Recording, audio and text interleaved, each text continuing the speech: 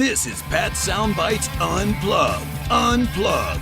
The podcast where all the artists go to tell it as it is. Careers, music, tours, and more. And here's your host, the man that refuses to eat squid, Pat Calamari. Hey, welcome to Pat Soundbytes Unplugged podcast. Yes, I am your host, Mr. Pat Calamari, and no, I do not eat squid. But that's the way it goes. Episode number 99, the self-titled debut album of the Jeremy Edge Project. And I got to talk to singer, songwriter, frontman, Mr. Jeremy Edge. The band is based out of Williamsport, Pennsylvania. And if you like 70s rock, 70s blues rock, I should say, like a little Led Zeppelin, like a little Deep Purple, a little Bad Company, little Stevie Ray, you know, a little of everything. I mean, he's got a great album, very diverse. I mean, I hear blues, I hear metal, I hear rock, I hear classic rock, wonderful power vocals. And what's really cool about this trio of a band, they all sing. And it brings a really good diversity to the whole album. So that's cool. It's not that, you know, the same singer. I like when people mix it all up. Makes it really interesting.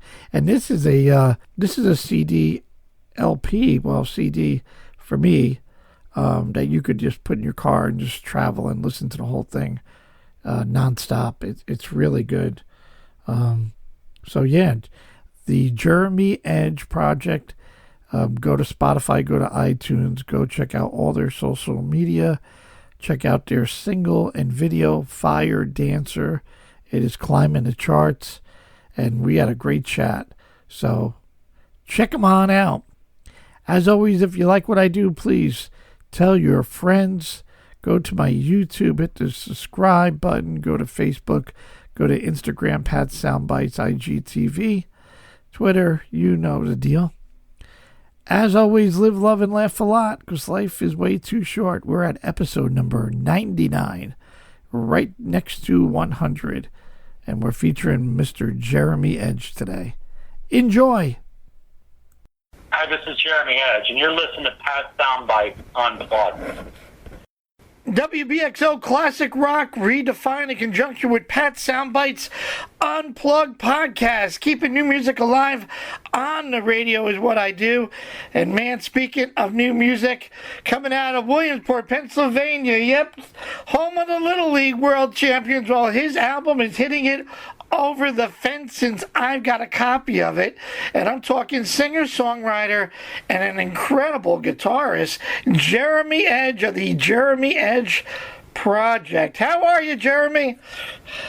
I'm doing great, man. Thanks for having me on. Thank you for your time, man. I don't know how you slipped under the radar, but I love what I do, and I'm happy that Chip forwarded me your information, and been in love with your debut self-titled Jeremy Edge Project album, released in, I want to say, late August from Deco Entertainment. And the minute I put on Fire Dancer, I go, okay, I'm gonna love this. So crank it on up, man.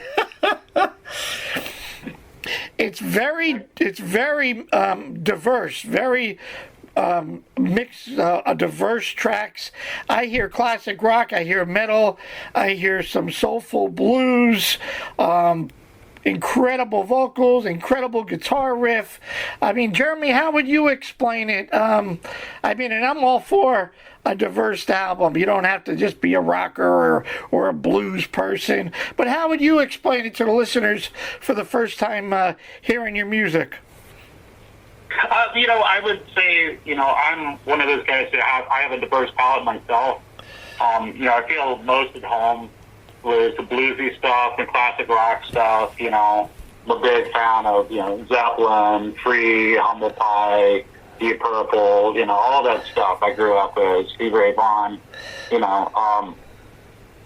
I just really wanted to do something that wasn't just a niche album, I feel like one of the things I like about 70s records is they weren't afraid to be diverse, and they're okay with taking the listener on a journey, which I think artists are kind of expected to. Like, hey, we like that song. Can you write 10 of those? The winning formula, we want to stick with that. And it's like, well, where's the fun in that, And it's not always fun for the listener because they go, well, this sounds like the last album I heard. So, we try to keep it interesting and throw a lot of array of influences. But, yeah, if you're into classic rock, hard rock, alternative rock, blues, then I'm hoping people will like it.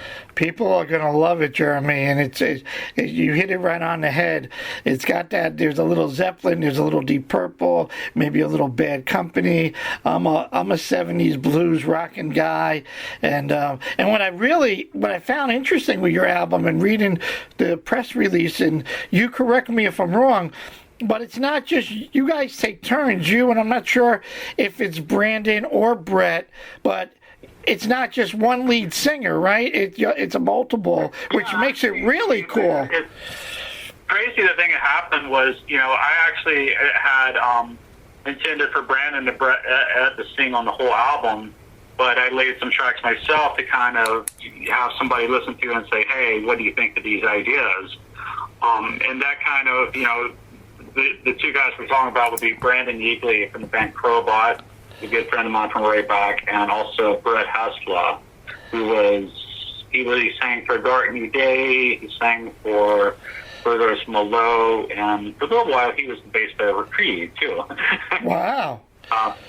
And mainly now he mostly produces and mixes bands and stuff like that in his own studio, but I talked to him to do some singing because I'm a big fan of his voice, too. But originally we were going to have those guys do all the tracks, and Brandon was coming in the track, the song Hot Lava, which is on there, and I played him one of the tracks that I did, and him and the engineer, Mike, were just kind of like, why are you going to mess with this? This is great. This is fine. I'm like, really? You guys like it? I'll stick with this. I've always considered myself to be a guitarist first, and if I have friends I think are great singers, I want them to be the singer. But I imagine a lot of guitar players, singer songwriters started out that way. Peter Frampton didn't start out being the singer, and Ted Nugent, same way. The list could go on and on. Yeah, no, Hot Lava is great. I got little notes here for every song, and it was like power vocals and an incredible guitar riff, but the intro starts with Fire Dancer, and it was just a blistering and like an Eddie Van Halen guitar riff, and I said, oh, I'm in love. Wait, I got to listen to this a few times, and it was great. But I love that kind of diversity. Yeah, why would you change it, especially if everybody's singing? And I see more and more bands actually doing that. So yeah, good for you, man. I think it's awesome. How did and I know this isn't your first rodeo. You've been involved with other bands, and I see this Candlelight Red kind of sticks out, and I only ask about it because I see that there was like a competition, and you guys, that band, opened for Kiss. So I'm like, man. So you had this. We got our first kind of big break as we opened for Kiss as part of a contest, and then we won out of something like 25 bands in 25 cities. Paul and Gene gave us the grand prize. So, hey, you won the whole thing. And, we had already had one of our songs played on a few local radio stations. We got picked up by a label. We eventually ended up, we did some touring. We brought Morgan Rose from Seven Dust, actually played drums on and produced the album Reclamation for us. And that was a really cool experience because we did a lot of touring. We had 4 songs of active rock radio in the top 50, and then it just kind of fizzled out. The label kind of decided to do some other things, and it was a great experience. I always felt my home was more in the bluesy rock stuff, more so than the harder rock stuff. But I'm proud of that album too. Because there's definitely a lot of melody and a lot of cool stuff on there. I mean, if you listen close, there's stuff like there's a song on it called Broken Glass, which is very heavy, very Deftones-ish, Tool-ish, and I told some of my friends, if you listen close, the slide solo in the middle is basically "You Shook Me" by Led Zeppelin. There's been, there's just sneak stuff there's like a really bluesy Stevie Ray Vaughan-esque type solo in the song "Feel the Same," which was I think our most downloaded song. But yeah, it feels good to be doing my own stuff. The band thing is definitely really cool. I'm definitely a team player, but it is cool to get something that's like, hey, this is uniquely my flavor, not just a combination or a team effort. Yeah, I mean, I think that's all great. I mean, there's no better knowledge than experience. So, sadly, whether it's the label or folks in the band lost the drive, to open up for Kiss is pretty amazing. So that's pretty cool. But I'm glad that you got back on the saddle and said, no, I'm going to do my thing. And it just seems like you got two great guys working with you, because this thing certainly rocks. I love Fire Dancer is doing really good. I was checking before. It's got over 2.7 thousand views on YouTube. I like Hot Lava. Sing the Blues was pretty cool. Breath, really cool instrumental. What made you, just say, hey, I'm going to do an instrumental? Some of these things are kind of accidents because, when I was doing overdubs, I have some guitar pedals from a company called Electro Harmonics that simulate. There's one that simulates organ, and there's one that simulates the old Mellotrons from the 70s, which nice. Is kind of like the first kind of thing that did strings. You hear it on Cashmere and right. Nights and White Sat. So I was experimenting with both of those pedals hooked up together and just creating some really cool. So I feel when I did like these Middle Eastern licks through it, it kind of lent itself to that. I was like, hey, let's capture this on a record. And then I actually inferred some of the chords that are in the song after that called Holding In. And some of the same chord progressions it kind of leads right into. And, again, 70s records, a lot of people did stuff like that. Sabbath did it. Everybody did it. And I'm a fan of that. I think it makes things a little more interesting. Same with, like, the Fire Dancer guitar solo. I wasn't really trying to do, like, my own version of Eruption. We were just playing with, like, a 60s self fuzz pedal plugged into a tube screamer. And it was like, a cool sound, and I was just messing with it. And I was like, hey, let's just make something out of this. So it was just, just one of those things of playing with sounds and having fun with it. Oh, that's great. Yeah, I get my notes was that Breath did have that Indian, that sound, and that was one of my questions with Hold It In. It kind of led into Hold It In, and I wrote a lot. It sounds like a Deep Purple vibe, and then Lies was, the guitar was like insane. I really fell in love with that song. So all really cool stuff, man. Good for you guys. Were you the primary songwriter, Jeremy, or is it a collaboration? Pretty much most or all of the music, and then, I wrote, basically, Sing My Blues was a lyric collaboration between me and Brandon, and other than that, I let Brandon and Brett actually wrote their own lyrics, and they kind of gave their own perspective, so, and then all the songs that I sang, of course, I wrote the lyrics, so. I think the one title that sticks out that I have here, love the song title, Outlive Yesterday. Holy shit, where did you come up with that? Brett came up with that. I always thought he was a great lyricist. If you go back and check out his old band, Burgess Merlot, I think it was the early 2000s, late 90s it came out. Really cool stuff. He's super. He has a penchant for finding melodies and very profound lyrics. It's really cool. That title, man. That says a lot. That people we don't, we take life for granted, but definitely Outlive Yesterday, that stands out. I like that. And like I said before, Fire Dancer, I mean, to see you guys at a live show, you want to talk about a show opener, you get out there and whip that song out, and you'll get everybody's attention. I don't get enough. I'm not a musician, Brandon, and maybe I should have took advantage of taking lessons on the guitar or something. But a lot of my followers always ask. I don't ask enough gear questions. So how would you describe your tone? What's your guitar?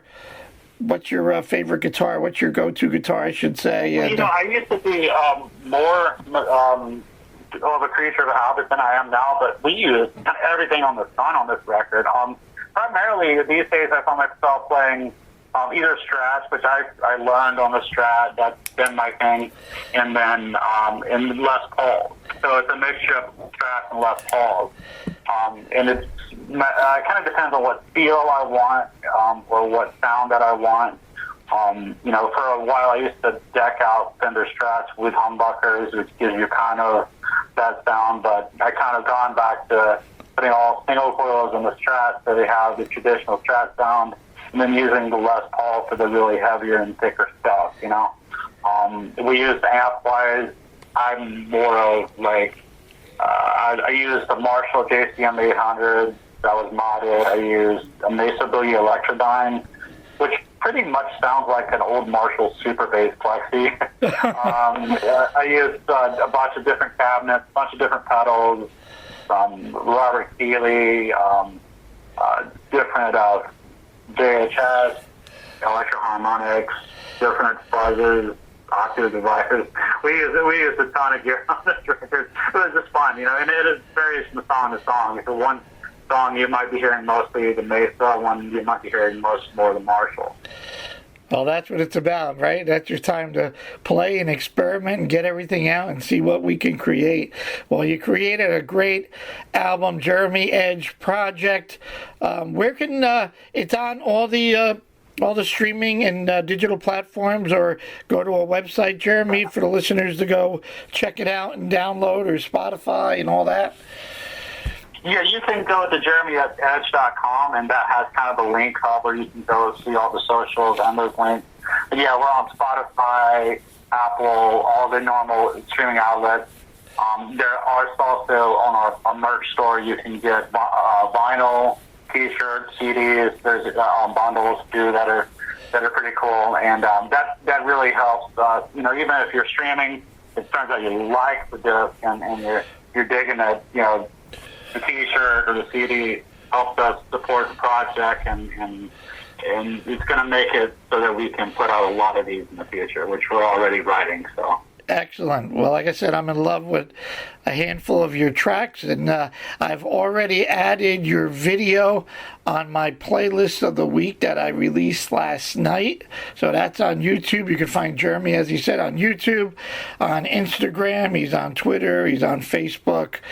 It's all super cool, Jeremy. I mean, congratulations. And, you got to be itching, right, as everybody else, waiting to get on stage and feel that energy from a live audience.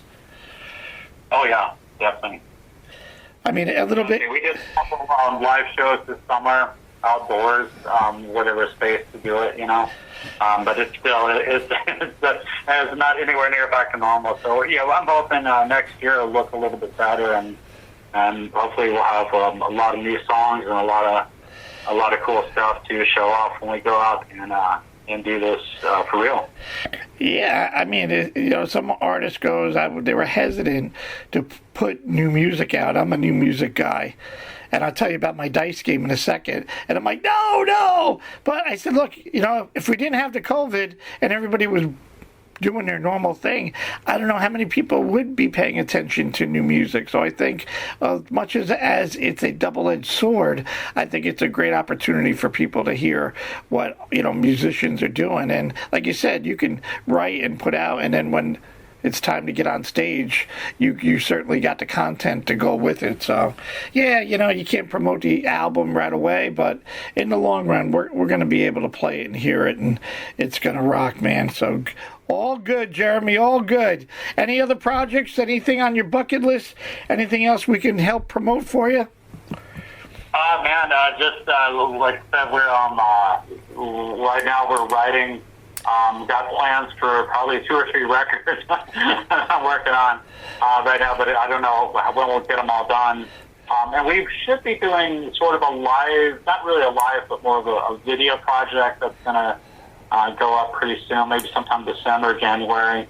It's nothing really a substitute for live shows, and it's not exactly going to be like one of those live streaming concerts, but we're going to kind of bring a video crew in to film what we do when we rehearse, and we're going to have some jam sessions and maybe even play a couple originals we're working on, a couple songs that are going to be on the next few records, and we might be actually giving our take on some old classics like The Hunter from Free and stuff like that, Robin Trower.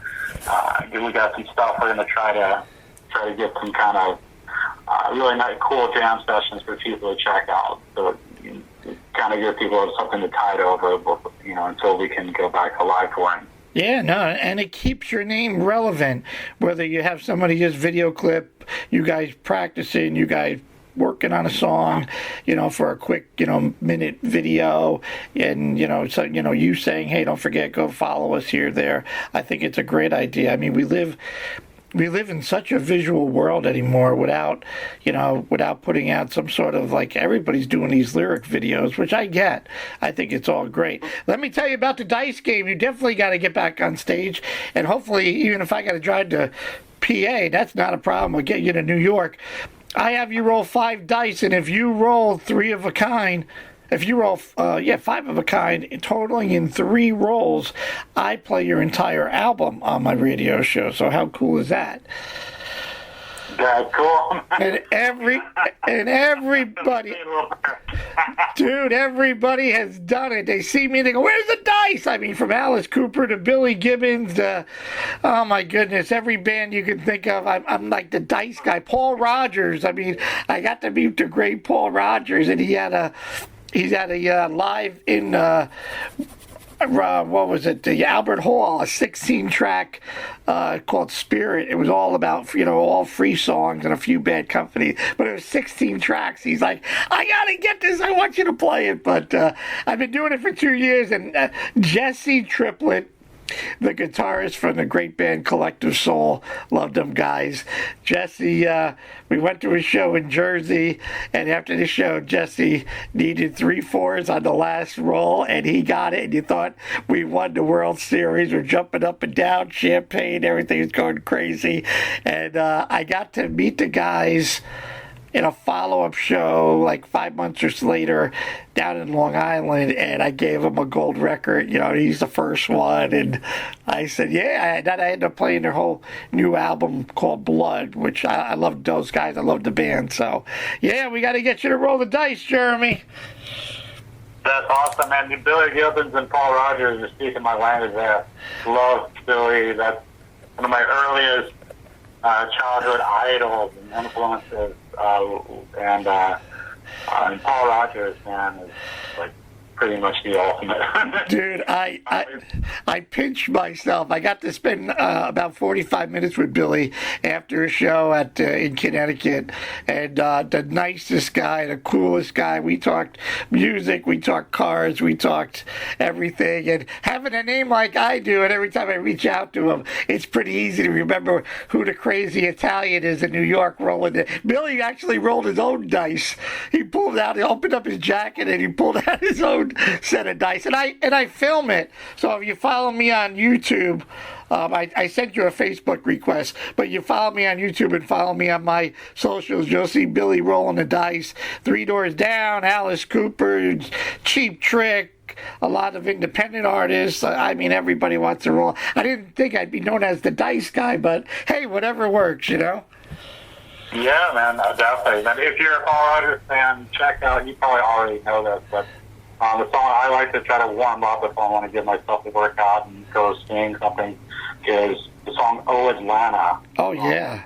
That's like some Angels. Like that's like a masterpiece. Love Paul Rogers. That is awesome. Love Paul Rogers. I mean, the coolest, another cool guy, just velvet. I mean, I pinch myself. But we're talking to Jeremy Edge. The album is called The Jeremy Edge Project. Go check him out. Go to his YouTube, hit the subscribe button. Go to his Facebook, Jeremy Edge Music.